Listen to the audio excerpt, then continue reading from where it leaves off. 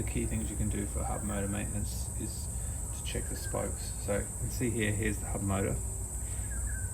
And what we want to check first is just by hand whether all the spokes are in equal tension and there's no really loose ones. So we just by hand, just checking. These are pretty good.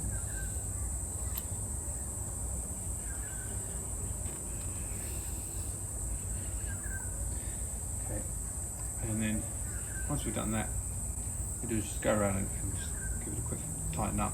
The key is that it's better to have them too tight than too loose.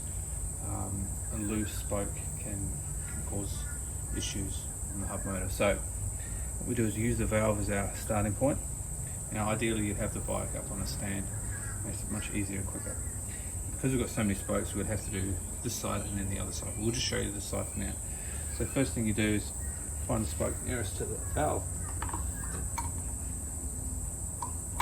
And once it grips, just turn it until it can't turn more. It's pretty tight.